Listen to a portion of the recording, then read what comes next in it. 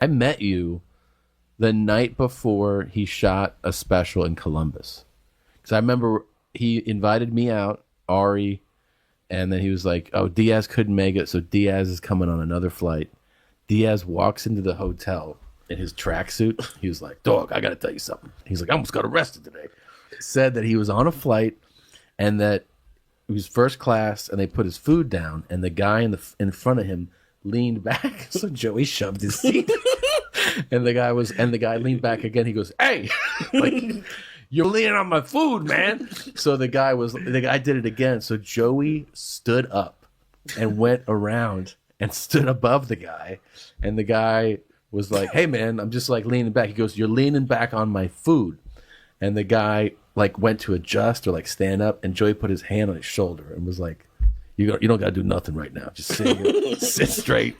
And then when you got off the flight, you said there was 2 Columbus PD officers on the jet bridge. And they were like, Jose Diaz. And then, and this is, by the way, this is me meeting him. And then you said you just were like very polite, like, oh yeah, no, the guy, this and that. You kind of talked them down. And they were like, all right, good to go. You have a memory and a half. I do. That was exactly how it went down. And here's the crazy thing. Like, he kept doing it to me. Like, after I said to him, your chair is broken. His chair was broken to start off with. Okay. So now when he would lean back, I really opened up as a gentleman. Mm-hmm. He was like a set designer. He had that smell to him as a casting director or an agency at a boutique agent. Yeah. He was one of those. Yeah, those are the worst. And he looked at me like, and when I put in my hand on his shoulder. Yeah. So when I sat down, he's like, you assaulted he got me. up and went to the stewardess. And now the stewardess is giving me the Malouk eye. And I'm like, this is not going to be good. Yeah. And in those days, I had my sleep apnea bag. And at this time, I was getting in trouble at airports every other week. Every other week, I was having a beef at an airport. Really? Between the cocaine and my attitude. Yeah. And it was just a bunch of things that attributed to it. And I remember when we got off the plane, the cops were waiting for me. And I'm stinking a reefer. Because after 3 hours, even with the anti-stink bag, those anti-stink bags you could buy, they really do sell them. I'm not kidding you people. They sell them down in Hollywood where they wouldn't stink. But after 2 hours, the weed was so pungent that you could smell it on your body. And the 2 cops stopped me, was standing there going, you should put him in jail and all this. And I'm like, I didn't do nothing to go to jail. I tried to be a man and explain something to you right in front of the cops. And the cops kind of like, oh, I get what's going on. So he walked away. Yeah. And they held me there so we couldn't be at the luggage together. And that was it. But there's a guy. Guess what happened a year later? I saw that same cross going to Columbus on a Friday with me. Are you serious? And I just eyeballed him, and he made eye contact and tried to change the eye contact. And one time I went up to the bathroom, and what I did this time was win over the stewardess first. You see what I'm saying? Yeah. So I went up and gave her a compliment. I love your shoes. Yeah. If she's black, I'm ripping down the Beyonce poster. They go bananas. And then when I came on the way back, I tell them when they're black, I go, listen, when I get home, I'm ripping the Beyonce poster down. That's quite a line. Come on, dog. It always gets them. So on the walk back, I said, hey, remember me? And dog, he lost all the color in his face. There was no more stewardess. There was no Columbus cops. So I just sat like he was in row 3A and I was like in 4B. So for 2 hours, I just tapped my hand and stared at him.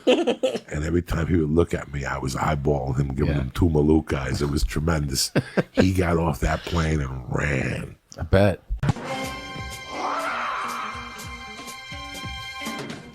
One time it was me, Sebastian, and John Legend sitting right next to each other. I don't talk to nobody. I don't need to talk. I don't need to take a picture with nobody. I need to do nothing. I'm sitting there. The plane lands. The plane's about to land, and I take my phone out. And I turn the phone on.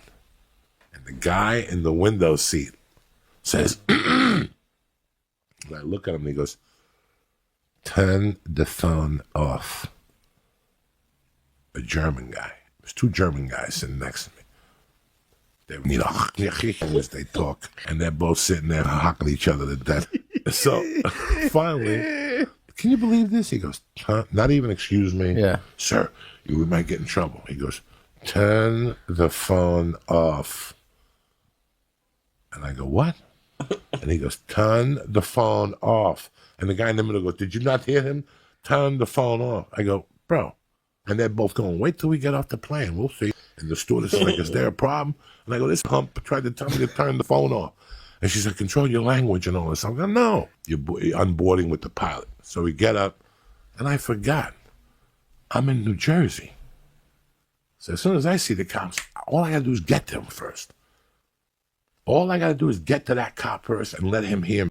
None. Well, None. I'm not eating any gummies. You got to eat half of this with the wine that goes to protect. He's 4 or 5 deep. Are you serious? Yeah. Yeah, I'll tell you what I'm gonna do. I'm gonna eat half of this, 3/4. You know, I went to Joey's store with. Why are you doing more of that? Joey, I'm not eating it, buddy. Piece. That's No, like 10 milligrams. Joey. You gotta put a little pep in your step. no, You know what I'm saying? no. You gotta put a little pep in your step. Guys, Trip Flip airs on Travel Channel June 2nd. June 2nd at 8 p.m. Double premiere episode. If you don't eat it, Lee'll have to eat it. Leave. I've only had 1.5. Come on, go Flying for it, Jew. Lee. There it is, right? Give it. Here you go. We'll split it. Okay, there you go. You didn't split any of it. Danny Mur died. Who? Yeah, Dan Mur Danny Mur died. died. Old Tempe Improv. Old Tempe Improv. How'd he die? You know, I haven't heard. No, nobody told me. And you yet, know but where? In Chicago, it wasn't good, guys. He called me about 1.5 years ago for a reference to try to get a manager's job at the Chicago Laugh Factory. That's the last time. He said he was living with his brother. He took the money the club gave him. They robbed him. He lost his condo. A to Z. It was like he did a lot of creepy things down there, man. Rest in peace. You know, he was good to me. Creepy things. Rest in peace. Eulogy ever. He did a lot of creepy things. It wasn't good. Rest in peace. Living with his brother. If you Poor guy. said that at the memorial service, I would die. He did a lot of creepy things. Rest in peace. Rest in peace. I never could tell if his hair was his. Rest in peace. Dog, don't you ever got to a funeral and the guy's talking like they give a memorial, and the last time I saw this guy was doing blow off a stripper's ankle. And this kid, he's a loving father, sure. You should have seen him that night. How much he loved this kid. You know, Dan Mur was dirty coke. like a filthy coke fiend. And he would get so coked up that you think he had a stroke. His lip would turn, like his lip would just go upwards. So one night, everybody for years, one night when I had the really bad sleep apnea, and I really wasn't sleeping, and I didn't know what the Rest in peace. I didn't know what the sleep apnea, the effects were yet. I passed out one night really hard, and all of a sudden I wake up to the door banging, and it's Joe Rogan pre-marijuana when he was miserable. I always say he was an ape. You ever see the evolution of an ape? That's when he was an ape. Yeah. If you didn't know Joe pre-marijuana, I didn't. It wasn't. It was like spurts. There was something missing. Thank God Eddie talked him into that, because you didn't know what he was anti-drug. If Bert came over and the next day he called me, you know, Bert Kreischer had like 16 beers. He's got a bad problem, you know, and he would just say that. I remember we went to see Doug Stanhope. That's how it started. I'm like, Joe, nobody says things like that. Like, nobody. I go, why would you say that? He goes, why would I say that? He had 11 beers and 4 shots of tequila on stage. That's how uptight Joe Rogan used to be. God, I don't even recognize that guy. No. Maniacs, dude. It's a crazy It was state. really crazy. It's a really crazy state, and it's one of the, like, it's like Nevada in the sense that like it's a great state to thrive in. You know, Yeah. like there's so many, A lot of racists. a lot of racists. Yeah. a lot of everything. Yeah, a lot of everything. There's a lot of everything. It's a big, man. it's a big high It's population. a pirate state. Yeah. You know, Columbus was down there. I mean, it's just Jesus was down there. Everybody's been down there. No state income tax. Come Jackie on. Gleason was down there. Look how high. Lee, how high are you? Well, I've had like 300 milligrams. When now, I met so- Lee, Oh he my was God. 24 years old, 23, and he never did an edible. Look at him now. Wow. He's Running the boards. Salud again. Bless you. Aged 20 years. You have. You But really- that eat that. that week in Florida, to me, was the last. And I thought the rest of the country was like that. It was the summer of '84, and I was just about to start getting bad with the blow. Like it was around. When is Trip Flip premiere? Triplet, June 2nd on Travel Channel. 8 p.m. double premiere episode. That's the show you want. So I'm at a restaurant, Bert Kreischer. It's August of '84. I am a psychological wound. Yeah. I was just starting to digest that my mother had died. When you have a loss that strong, I was in high school. I went to school the next day. I made believe like if she was still alive in my head, not to deal with it. And finally, after 4 years, I had to deal with it. And I'm in a restaurant eating, and all of a sudden, this guy comes up to me and he goes, "Hey, aren't you Denora's son? Muñeco's looking for you." Muñeco was this friend of the family's that had one eye that went that way. But when he do coke, the eye would ravel. But I did something for him as a kid one time. He had 2 sons, and we all got along. And I did something.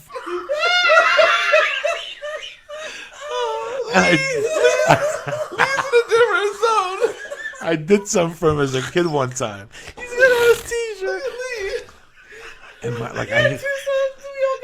yeah, we all got along, right?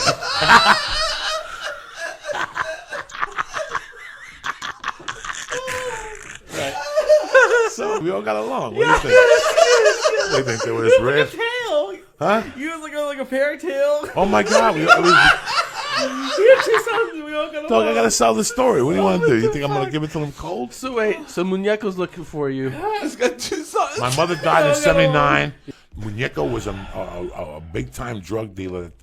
In '80, and about the time they killed, before my mom died, my mom woke me up like a year before she died and goes, "Hey man, I gotta talk to you about something." She goes, "You know Muñeco's son?" Because he had one son, then he had twins. She goes, "They killed one of the twins." What? And I go, "What are you talking about?" She goes, "Some chick and him and OD'd. The kid always was troubled. He OD'd in Fort Lee and some house." So, I'm like, that's really sad. You know, what are we going to do? I think we went to the funeral and whatever, and then we came home. When we got home, she came to me, my mom, and she's like, "He wants to talk to you about something." I'm like, okay. And I'm in the 8th grade, 7th grade, but my best friend was that guy right there, Carmine the Torch Balzano. Or which one?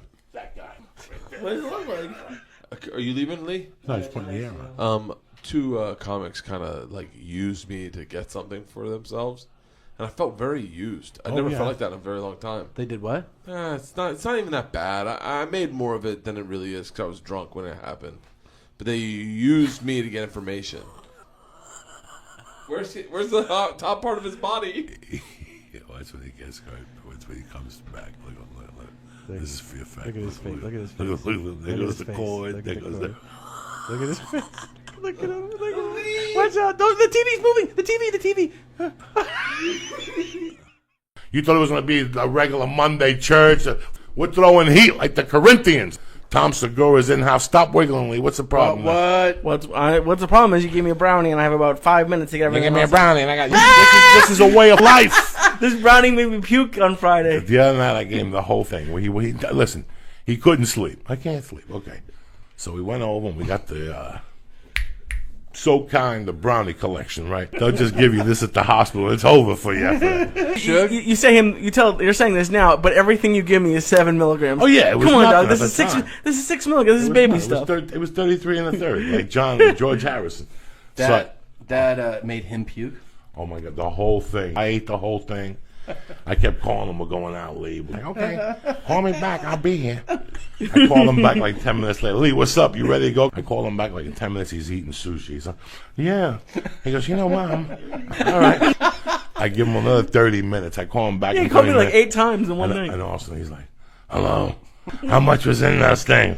Get dressed. We're going out." Hang up on him. Right? And I'm like, "Oh, I know." And I call him back and he's like, the phone rang like 8 times. Yeah. And he picked it up, and I'm like, "Where are you?" He's like, "I just puked." Don't blame it on the weed.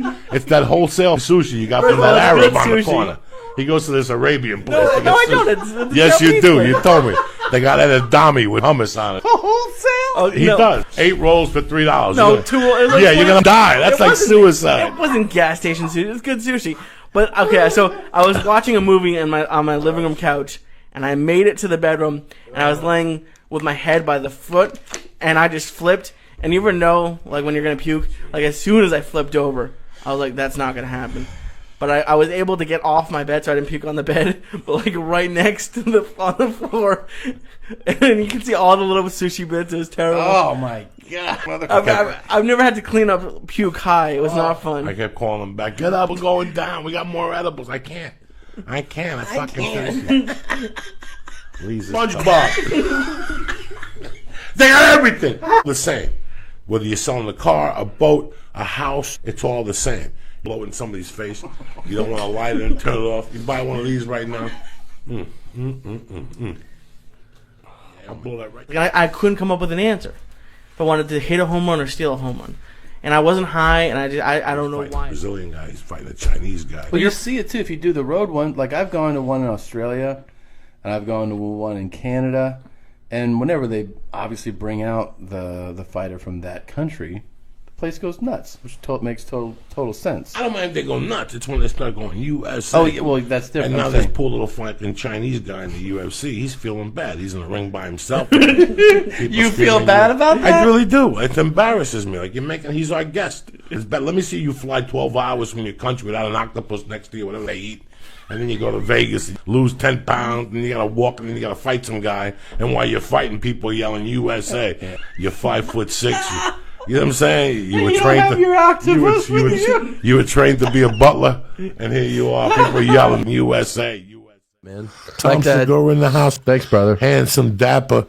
Lee Syatt next to him. Flying Jew. You're looking dapper, but from the side, you still look like Louis C.K. Thanks, buddy. How's the family? Family's great, man. So your little boy's going on too. Gonna be two. Just the changes that you've noticed inside of you. Like what? Now when you get on a plane, you don't, and a kid cries, you don't want to kick that lady in the head no more. Yeah, it completely changes your complaints. You have empathy. You help people now. You see a lady with like 2 bags and a baby, and she's you'll run to get the door. I mean, not that you wouldn't before, but like you're keeping an eye out for it because you recognize it, man, and you have definitely empathy for the crying babies for sure. Like you definitely have changed. People don't understand. Like to know you just as a comic. But I wasn't a violent person then. Yeah. I was just a confused individual. I was just confused. Yeah. And I was lucky because confusion means you're going to end up dead or in jail. I was fortunate to go to jail when I did. But I mean, the knowledge I learned those years there is crazy. That's a complete different world to me that I can't even transfer to somebody. Like I wish like I could, if somebody said to me, listen, on your license now, sign away that piece of your brain because we want to go through it and analyze it to see what you saw. It's mind-boggling. What was really, really out there at that time and the education I took from people like you. I don't even know the moral of the story.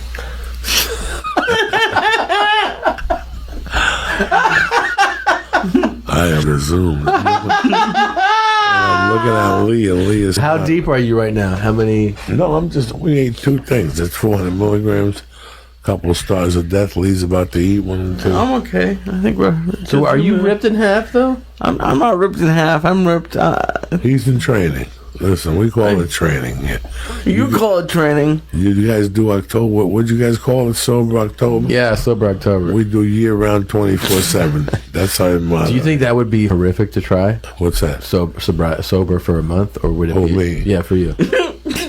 At this point, I'm the type of guy I don't like talking about it. Yeah. You just, for 3 days, you yell at people. Yeah. And then one day you're like, Jesus Christ, maybe I could do this.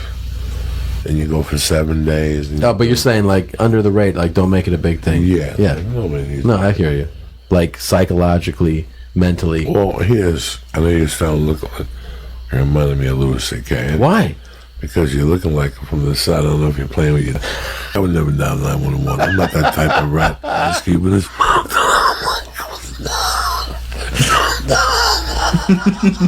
I'm like, no, you did not. No, you did not say that to me. And he looks at me, he goes at this, he goes, his mouth was cold. It felt tremendous. But then another time was it. His mouth was cold? That sounds terrible. But in Spanish. Yeah. He goes, oye, te la boca fría, compa. As we were kids, they used to get Adderall. They used to give him Adderall in 1980, and they used to tie him to his bicycle and make him fly off his roof. It was hysterical. And every weekend he'd have a different babysitter. Before showtime, I don't want to see nobody. Reminds me. I told you. Okay, that reminds me of something you said one time. That I have no idea what you meant. You said, you go, black people eat to talk. And I go, what? And you said, I'm serious. Like they go to a restaurant to eat to talk. And you said, if somebody talks while I'm eating, I'm going to stab them in the neck. But you had a whole rant. I don't know if you even remember saying this, a whole rant about eating to talk. I'd never heard anything like it in my life. It drives me crazy. He knows the exact rant. He knows why? You know the exact trend. You know what's going on. Where? Well, you know what he's saying.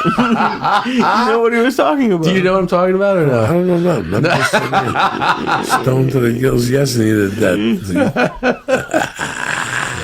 You're an adult. You want to be in a bus farting in your feet. You know what I'm saying? How old are you now? You know what I'm saying? That's how I want to go to bus. I don't ever want to go to bus tour. Oh my You call me up with a bus tour, that's what the That's conversation is. I'm an adult. I want a hotel room. Listen, I'll sit in the back of the plane, but I don't want no buses. No buses. I can't sleep with somebody driving. Really? Yeah, I just can't do it. Unless I'm driving, I don't listen. I'm not going to sit there next to you. I know how life is. 1 minute I'm dreaming. The next minute I'm going off a cliff because the joint is burning on your shirt. I think they hire like responsible drivers, Joey. Oh, The bus companies. yeah. I see it all the time. That died in the back of the bus because left them back there from heat exposure. What are you talking about? There's something with a bus driver getting high, texting. You know. I don't know that one. You know about the little Chinese kid that died of heat exposure? The little kid. No. He was back there squeaking. Fuck. Don't you people have CNN? Look at his eyes. Look at his eyes. There's nothing left. Whoa. You want the Christmas some clean cheeks. Oh, yeah. What? There was a gas station across the street from the high school. There was a Cuban guy named George. So the gas station was in Amico. So we just called him Georgie Amico.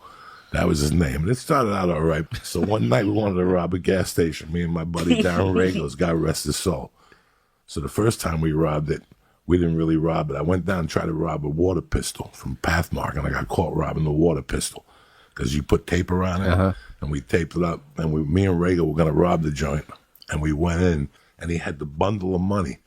And I remember looking at Darren, and I just grabbed it, and we just ran down the corner. We ran for like 3 blocks, 4 blocks, full speed ahead. We get to the corner, there's nothing. There's Ugats. It was like a 20 with a bunch of singles in the middle. He got us. So now we wait like 6 months, and there's a new attendant. And this guy, we went in there full speed ahead. We had masks on with ski holes in them. We took him that time. He had like the small 8. We got him good because in Jersey, they got to pump your gas. Yeah. So we shook him down, and then we did that to him. And then another time, he had a bunch of tires out there. And we just went one night with a car and just started putting tires in the car. You took all the tires? And there was no cameras in the state. That's when they used to wrap them with aluminum foil. How often were you robbing places? I would alternate them. I had a couple different spots, and I would just hit them when they were weak. Yeah. So, Don't you miss that a little bit? oh, with all my heart. I see so many openings now, but there's cameras everywhere because it's in your blood. It's got to be such a thrill. So we kept robbing this guy. Tires, the whole thing, soda machine. He had a soda machine. We broke it one night. This guy, he called the cops. The cops were like, we know these kids. We can't arrest these kids. Yeah. How We old grew are up you? with them. We had to be 16, 17. So, And no one at the tire shop said 16-year-olds with trucks without tires is weird. But the guy got so aggravated, he called the cops so much. He crossed the street and he started talking to the superintendent of schools. And the superintendent of schools We grew up in his house too. And he was like a chunkier guy. He looked like Paulie from Goodfellas. And it's that scene when the guy telling them, complaining, these kids, you got to calm them down. And he would say, and Mr. I don't want to say his name, God rest his soul. Mr. A would have a cigar and he'd go, I talk to them all the time, but they don't listen. It was just like that, just like that. Greetings from Podcastville. It's Monday, May 13th. The Church of What's Happening Now is brought to you by Manscaped. Listen, Tommy Buns in the house. Jose, ¿qué pasa, Jose? How are you? I'm great, man. Now, when you see your dad, do you speak Spanish to him at all? No, my dad doesn't. My mom. Your mom. Yeah. What does she say to you in Spanish? Anything? Ay, Tomcito, como, por favor, dame un beso. She speaks to me, pretty much 50-50. A lot of 50-50. Spanish, though. Did you take Spanish in high school? I did. But I was through it all. Like I passed level 4 AP sophomore year. So then they threw me in French. And I got a D. And then I thought it was going to be as easy as Spanish, and I was like, You got to keep in the neighborhood. yeah, I should have Like, done for me, Italian. it was Italian. Yeah. I took Italian, and I could understand it. Yeah, Italian. It was funny. I was watching The Godfather last night, and the more south you go on the boot, the more Spanish it gets. Really? Yeah, like when you listen to Salazzo talk, he's pretty much speaking Spanish. Tu padre. Like I forget what the line. I go, wow, it's so close. But I grew up with Sicilians. You can understand a lot of it. A lot of it. Yeah, a yeah, lot of yeah. it. But I know, if I you heard, go like, north, Then it gets a little complicated. froggier, right? Yeah, yeah. The French speak. It's like some guys say buongiorno. Like Northern Italy, and maybe, don't quote me on this, I don't know, but other people say che fa. That's hello. So I think that's more of a Sicilian dialect, Yeah. You ever spoken with like a real, Argentine, and you're like, are you speaking Italian? And it takes you a second to realize they're speaking Spanish. Well, because they sing it, Las cosas televisas. It's like speaking to Spaniards. Yeah. People that are really from Spain, their Spanish will complicate. But right now, at this point in the game, Segura, I could maintain a simple conversation. Like when I was 13, I was dropping scientific facts in Spanish. Yeah.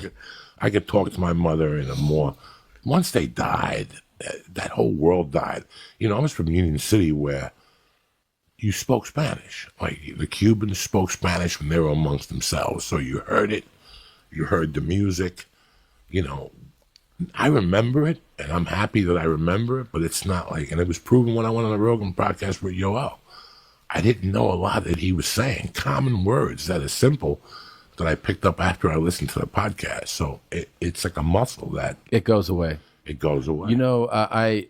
I used to be really sharp at one point. When I was in college, I did a semester in Madrid, and when I came back from there, I'm writing term papers in Spanish, giving presentations in Spanish. I came back, and I'm not shitting you, my Spanish was better than like my mom's, than other natives, because I was just so immersed in it.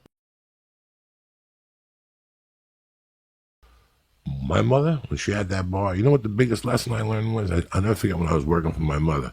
She would pay me good money, $20, $10 to clean the bathroom, pick up. And I'll never forget one day, we had the restaurant still. I had to be Mercy's age. And we had the restaurant still. And I still remember my mother. And you think about it, you listen to the story and you might think it's the wrong thing. And I remember my mother grabbed me going, go put a shirt on and a jacket. And I'm like, what are you talking about? She's like, come on. And there was a podium at my mother's bar. And there was a bar first, and then there was the restaurant. We only had the restaurant for maybe, till I was about 6 or 7, and it was too big of a load on my mother. Because at the end of the day, my mother had to cook the meals. So my mother had to cook, but then somebody would come in at 4 and serve the meals, and she had waitresses, and my mother would be behind the bar. And I still remember one day my mother, there was those doors that you push? Velvety. It wasn't velvet, it was like a leather material with 2 windows. There was my mother had 12 tables, maybe 3 of them had people on them. I was about 6. And I'll never forget that a couple pulled up. And the bar had like 15 people at the bar, and 2 people pulled up. And they go, do you have a table for 2? And they were like, oh, aren't you young to be a maitre d'? And they were goofing on me, and I go, let me seat you. And I'll never forget, my mother was busy, and she goes, what happened to those 2 people? And I go, I sat them. And she goes, you weren't supposed to see them. You're supposed to see them at the bar, and I got to get them for 2 drinks. Before I seat anybody in my restaurant, I don't care if it's packed or empty. I got to get him for 2 drinks at the bar. This is a woman in 1969 telling me this. Yeah. Then she goes, where's that $10 I gave you? I took it out. I go, here. And she took it out of my hand. And she goes, you just lost it. You just paid for those 2 drinks. And she walked away from me. And I cried. And I remembered that lesson till today. I remember that lesson. Yeah. Don't. At Benihana, there should have been a guy there that should have taken me and my daughter. Oh, you don't want it? You're too young? Taking my wife to the bar and offered her a drink. That's principles. Those are the principles I was raised in, you know?